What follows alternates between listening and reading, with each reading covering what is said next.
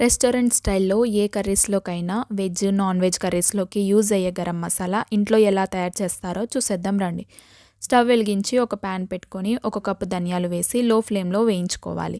ఇప్పుడు ఇందులోకి 8 యాలకులు, 1 అనాస పువ్వు, 1 స్పూన్ మిరియాలు, 1 స్పూన్ లవంగాలు, దాల్చిన చెక్క వేసి లో ఫ్లేమ్లో కలుపుతూ వేయించుకోవాలి. ఏవి వేయించుకున్నా లో ఫ్లేమ్లోనే వేయించుకోవాలండి, లేదంటే మాడిపోతాయి. 1 స్పూన్ జీలకర్ర, 1 స్పూన్ సాజీరా వేసి ఒకసారి కలుపుకొని స్టవ్ ఆఫ్ చేసుకోవాలి. జీలకర్ర, సాజీరా లాస్ట్లోనే వేసుకోవాలి, లేదంటే మాడిపోయి టేస్ట్ అనేది చేంజ్ అయిపోతుంది. ఈ విధంగా వేయించుకున్న తర్వాత ఇప్పుడు ఒక మిక్సీ జార్ తీసుకొని మిక్సీ పట్టి గ్లాస్ జార్లో స్టోర్ చేసుకోవడమే. ఈ గరం మసాలా 1 ఇయర్ పాటు నిలువ ఉంటుందండి. మీరు కూడా తప్పకుండా ట్రై చేసి మీకు ఎలా వచ్చిందో కామెంట్ బాక్స్లో కామెంట్ చేయండి.